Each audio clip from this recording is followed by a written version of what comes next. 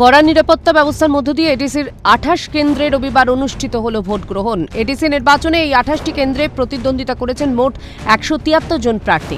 173 জন প্রার্থীর ভাগ্য নির্ধারণে ভোটদান করবেন 9,62,000-এর কিছু বেশি ভোটার। রবিবার সকাল থেকেই ভোট কেন্দ্রগুলিতে ছিল লম্বা লাইন। বিশেষ করে নতুন ভোটারদের মধ্যে উৎসাহ ছিল চোখে পড়ার মতো। এদিকে এডিসি নির্বাচনকে কেন্দ্র করে পাহাড় জুড়ে আঁটোসাঁটো নিরাপত্তা ব্যবস্থা। তেলিয়ামুড়া মহকুমার 11 নম্বর মহারানীপুর তেলিয়ামুড়া নির্বাচনী কেন্দ্রে সেই কঠোর নিরাপত্তার চিত্রই ধরা পড়ল। 5 জিরানিয়ার অবিরাম মুকুমু সিনিয়র বেসিক স্কুলেও সকাল থেকেই ভোটাধিকার প্রয়োগ করেছেন এই এলাকার ভোটাররা।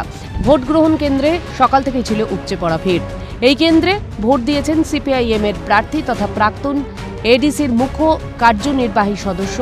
এখানে ভোটারদের সঙ্গে কথোপকথন করেন বিজেপির মনোনীত প্রার্থী অভিজিৎ দেববর্মা। এই কেন্দ্রেই ভোট দিতে আসেন মোথার সুপ্রিমো প্রদ্যুৎ কিশোর দেববর্মন। তিনি সংবাদ মাধ্যমের মুখোমুখি হয়ে জানান, শান্তিপূর্ণভাবে ভোটাধিকার প্রয়োগ করেছেন গণদেবতারা।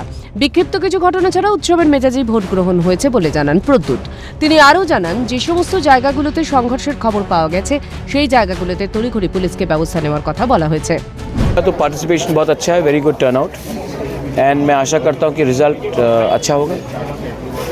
पास कुछ कंप्लेंट है तो उनको भी कंप्लेंट करना चाहिए। मेरे पास भी कंप्लेंट है, मैं भी कंप्लेंट करता हूँ, लेकिन मैं इतना हा नहीं करता हूँ क्योंकि हमारे लोगों का मनोबल नहीं टूटना चाहिए। हम लोगों को जो भी आम जनता है, मैं सिर्फ एक ही बात बोलना चाहता हूँ कि त्रिपुरा में आप आके वोट कीजिए। नोटा भी करना तो नोटा भी कीजिए, लेकिन आपको कोई सताएगा ये मुझे मंजूर नहीं है। এতক্ষণ আপনারা যে ছবিগুলো দেখছেন সেটা হচ্ছে অবিরাম মুকুমো এসবি স্কুলের ছবি। এই এসবি স্কুলে বিভিন্ন ভোটাররা সকাল থেকে লাইন ধরে দাঁড়িয়ে রয়েছেন, ভোট দিচ্ছেন। আপনারা দেখতে পাচ্ছেন ইতিমধ্যে এখানে প্রচুর লোক যারা সকাল থেকে লাইনে দাঁড়িয়েছেন এবং এখানে ত্রিপুরা মাথা যিনি সুপ্রিমো মহারাজ প্রদ্যুৎ কিশোর দেববর্মন, তিনিও একজন সাধারণ মানুষের মতো এখানে লাইন ধরে ভোটাধিকার প্রয়োগ করছেন। এই কেন্দ্রে আমরা কথা বলেছিলাম বিজেপি প্রার্থী যিনি ছিলেন তার সাথে কথা বলেছি। এই কেন্দ্রে আমরা কথা বলেছিলাম যিনি সিপিএম প্রার্থী ওনার সাথে কথা বলছিলাম।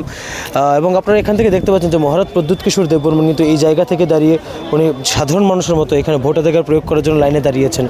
মথার জয় তো সুনিশ্চিত এবং বেশ কিছুটি জায়গায় ভায়োলেন্সের খবর চলে, উনি এই বিষয়গুলো দেখছেন এবং বিজেপির তরফ থেকে যে অভিযোগগুলো করা হচ্ছে যে কোথাও পোলিং এজেন্ট উঠিয়ে দেওয়া বা হামলাজ্জিত করে, এই সমস্ত জিনিসগুলো তিনি উড়িয়ে দিয়েছেন। 27 পূর্ব মুহুরীপুর ভুরাতলি কেন্দ্রেও ভোট গ্রহণ পর্বের ছবিটা ছিল শান্তিপূর্ণ। প্রত্যেকটি বুথেই সব দলের এজেন্টরা ছিলেন। এই কেন্দ্রে মোট ভোটার 38,194।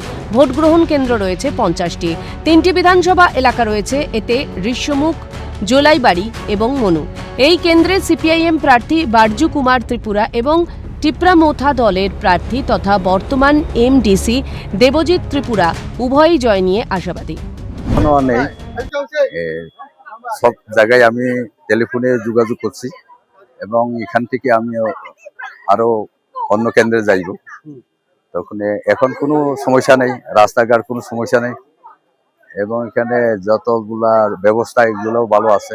খুবই ভালো, মানুষ নিজের স্বইচ্ছায় ভোট দিতে যাচ্ছে এবং সব জায়গার মধ্যেই সুস্থ ভোট চলছে। কিন্তু এখন পর্যন্ত কিন্তু 1-2টা জায়গা ছাড়া সমস্ত পোলিং সেন্টারে সুস্থ ভোট চলছে এবং আমি মনে হয় পাবলিকও আমাদেরকে সাপোর্ট করছে, পাবলিক আমাদের সঙ্গেই আছে।